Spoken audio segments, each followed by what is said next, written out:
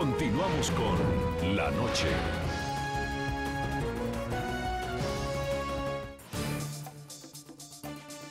Continuamos en el programa La Noche. Solidaridad internacional. La censura contra la señal de NTN24 en Venezuela ha provocado el repudio de la prensa hispanoamericana y de organizaciones defensoras de la libertad de prensa en todo el mundo. Los abusos del régimen de Nicolás Maduro también fueron difundidos por importantes canales en todo el hemisferio. La prensa internacional unida contra la censura del régimen venezolano. Diarios latinoamericanos resaltaron en su primera plana el bloqueo que ordenó el régimen venezolano a la señal del canal internacional NTN24. El Espectador de Colombia, censura informativa.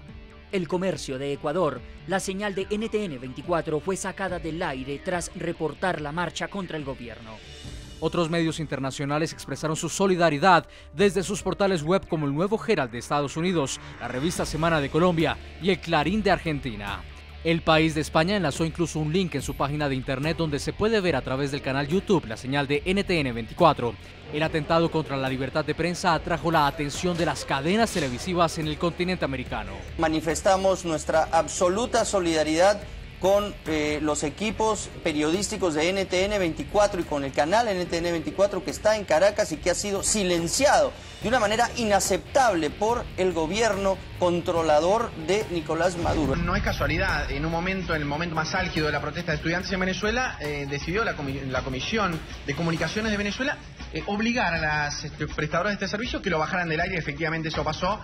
La censura contra NTN24 en territorio venezolano provocó igualmente el repudio de organizaciones defensoras de la libre expresión. Reporteros Sin Fronteras condena esa medida de censura por parte del gobierno venezolano.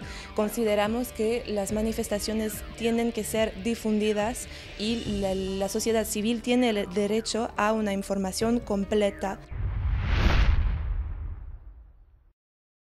En Miami, Florida, Sonia Osorio, presidenta de la Asociación de Periodistas Venezolanos en el Extranjero. Señora Sonia, ¿qué impacto, a juicio suyo, tiene para Venezuela en las condiciones actuales que se encuentra, en la coyuntura actual que enfrenta, en las amenazas que enfrenta la democracia venezolana? ¿Qué significado tiene que el presidente Nicolás Maduro haya optado por censurar al canal internacional de noticias NTN24 en todo su país? Buenas noches, Jefferson, y buenas noches a todos los panelistas invitados. Gracias también por la invitación al programa. Para nosotros tienen unas consecuencias muy serias, muy graves, porque no solo se trata de que está censurando un medio internacional que en el día de ayer, tal como lo dijiste al inicio del programa, era uno de los pocos medios con los que estaban contando los venezolanos para tener información veraz y en tiempo real sobre lo que acontecía a nivel nacional, sino que también es una situación que forma parte de eso que nosotros hemos dicho que es un plan para aniquilar la prensa independiente, crítica, no solo de sacar las de las cables, sino también nuestra prensa nacional, en ese plan de hegemonía comunicacional que ellos están desarrollando desde hace varios años. Y el objetivo de esto simple y llanamente es presentar una sola visión del país, la oficialista,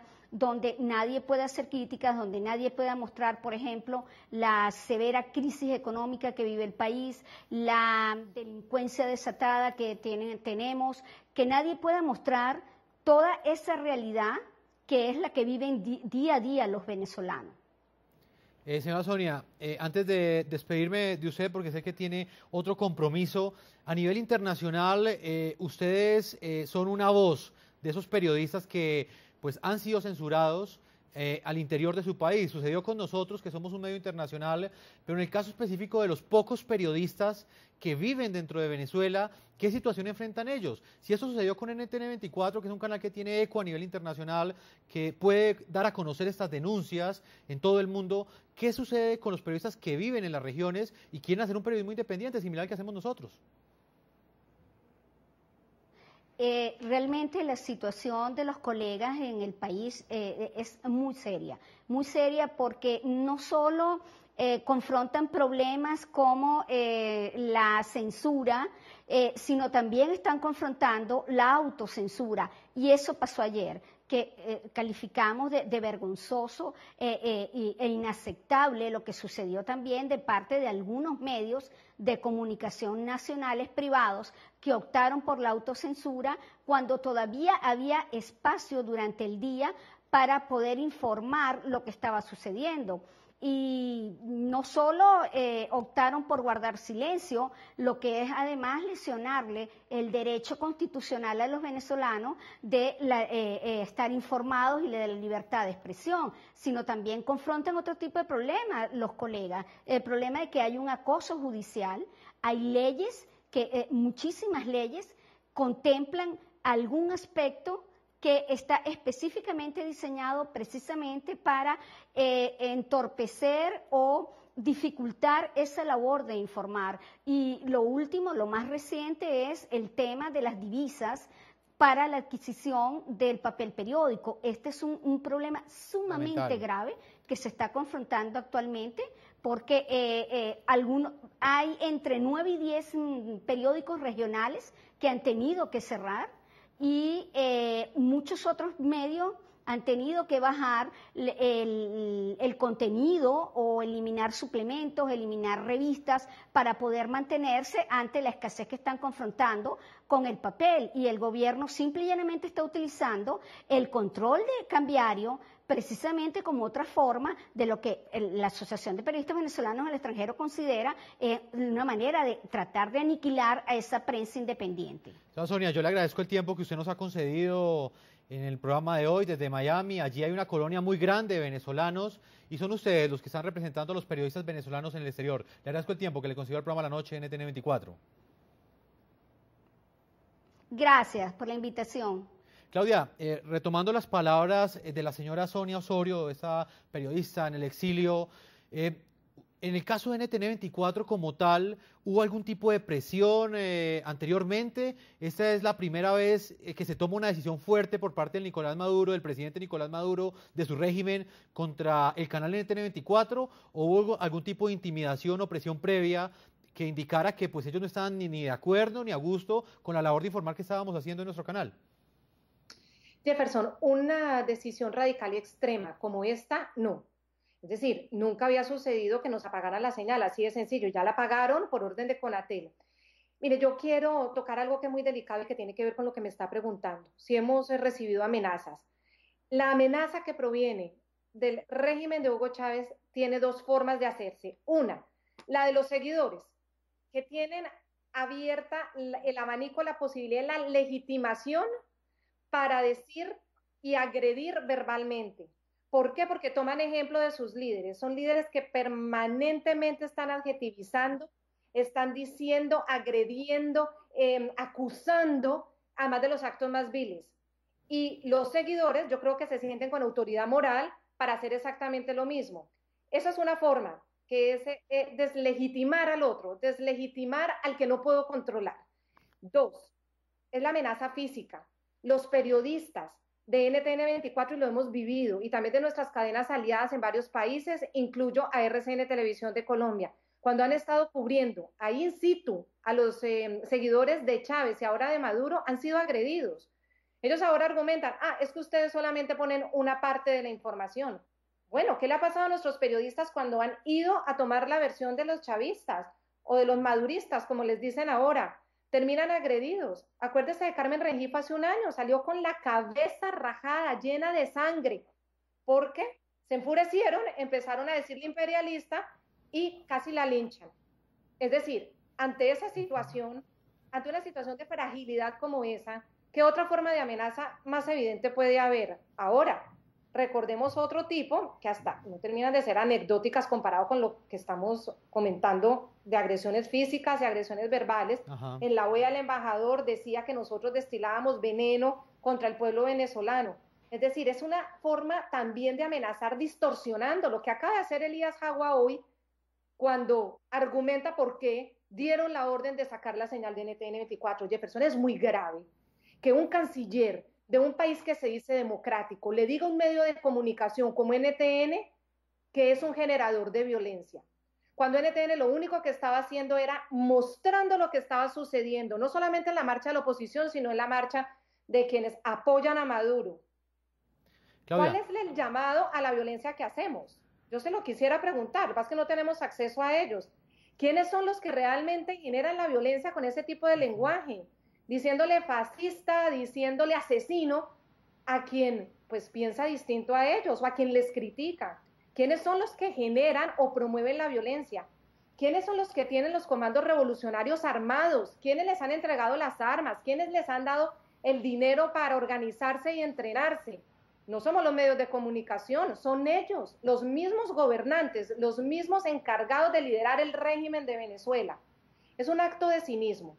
El hecho de que ellos ahora endilguen al medio de comunicación o al opositor lo que ellos mismos han promovido. Es la misma forma de esconderse de su propia responsabilidad, tachando al que se opone. Si tú quieres ejercer el derecho a la libre expresión, eres una persona que convoca la violencia. Si eres una persona que quiere ejercer su derecho a la manifestación pacífica, le adviertes. Si hay hechos de violencia, tú eres el culpable. ¿Pero quién genera el hecho de violencia? ¿El manifestante, el joven o los comandos que llegan a desestabilizar? Es muy cínico, confunde. Y en este momento, a los que de pronto nos están viendo, que son personas que quieren al régimen de Maduro, que lo apoyan, que lo respaldan, valdría la pena que alguna vez abrieran sus cabezas y pensaran realmente quién es el que genera esta violencia. Somos nosotros los que incluso estamos informando sobre su propia realidad, sobre el desabastecimiento, sobre lo que está sucediendo en Venezuela, sobre la falta de seguridad, cuántos crímenes no se cometen. ¿Somos nosotros los que generamos la violencia o quién es el que realmente genera esa violencia? Valdría la pena también reflexionar sobre eso. Sobre esa reflexión voy a preguntarle a Javier Elhague, director legal de la Human Rights Foundation, antes de irme al segundo corte a comerciales. ¿Cómo analiza usted esta postura que ha tenido el régimen chavista, el régimen de Nicolás Maduro, frente a culpar a un medio de comunicación de los actos de violencia? ¿Cree usted que esto responde realmente a una opinión que tiene el régimen o esto esconde una cortina de humo, como muchos han pensado, que estaría escondiendo los orígenes reales de esta protesta, que no son otros sino la crisis económica que vive Venezuela, el desabastecimiento, la inseguridad, la represión? ¿Cómo analiza usted este pronunciamiento que hizo Elías Jawa? Mire, yo soy de la idea de que los temas económicos, como la escasez, ese tipo de temas son temas que se pueden discutir en un parlamento libre, con medios de prensa de uno u otro lado, con la sociedad civil que se asocia y discute, llegan a cambiar la política económica precisamente porque la discuten, se dan cuenta de sus errores y la direccionan. Esa es la virtud que tiene la democracia, donde se toma la crítica como algo constructivo, como algo que ayuda a que las leyes que salen sean en beneficio de la mayoría de la población. Entonces lo que me interesa es ese aspecto, lo que nos interesa como organización es ese aspecto de cómo deben funcionar las instituciones democráticas. Y lo que decía la directora de su canal es sintomático de este tipo de regímenes crecientemente antidemocráticos que se llegan a convertir en dictadura. Mire, en una democracia los opositores son esos, opositores, son adversarios políticos. Cuando esto va avanzando hacia la dictadura, en una democracia son adversarios políticos. En un autoritarismo competitivo comienzan a ganar epítetos descalificantes como escuálidos, que desde siempre le ha llamado el régimen de Hugo Chávez a la oposición, y ahora los llaman terroristas, los llaman nazis, fascistas, se les va desnaturalizando hasta ya llegar a una completa deshumanización como lo que ocurre en Cuba, donde el opositor ya no es ni nazi ni fascista, sino ya es un gusano. Esta es la diferencia. Al opositor se lo escucha, se lo respeta, se discute con él. Al nazi fascista se lo mete preso, como está diciendo el presidente Hugo Chávez en este momento, algo muy, muy, muy peligroso. Poner esas etiquetas que desnaturalizan la realidad. Y por último, al gusano se lo aplasta. Al gusano no se lo deja salir ni siquiera con una flor a misa los domingos pidiendo la liberación de sus familiares, como ocurre con las damas de blanco. Esa es la diferencia entre una democracia, un régimen que se está convirtiendo en una dictadura como Venezuela y una dictadura completa donde la gente puede desaparecer por miles como desapareció en la Argentina en los años 70 y el gobierno miente públicamente en el único canal de televisión que transmite y dice nadie se ha muerto, aquí no sé qué dicen, hagamos Copa del Mundo 1978 Y esa es lo peligroso de este aspecto. Permítame, leemos algunas de las opiniones que llegan hasta ahora de nuestros televidentes, de la pregunta que estamos planteando hoy sobre la opinión que tienen ustedes de la fuerte ola represiva que viene ejecutando el presidente Nicolás Maduro. ¿A qué creen ustedes que responde? ¿A miedo del mandatario, vergüenza de la situación que vive su país? ¿O sencillamente cree usted que son medidas necesarias para que él pueda seguir gobernando? A esta hora Gabriela nos dice que nunca puede ser una medida para gobernar enviar a policías, militares y civiles a disparar contra estudiantes. Andrea nos dice también hasta ahora que para ella sin duda es el miedo de admitir que fracasaron, que dejaron un país destruido y vendido a China y a Cuba. Y hasta ahora R. Rodríguez nos dice que el socialismo del siglo XXI es un compendio de técnicas de represión que reviven épocas más oscuras del totalitarismo. Son las opiniones de algunos de nuestros televidentes. Ustedes sigan opinando a las cuentas de Twitter que aparecen en pantalla. Vamos a una segunda pausa a comerciales y ya regresamos a la tercera parte de este programa La Noche. Ya regresamos con La Noche.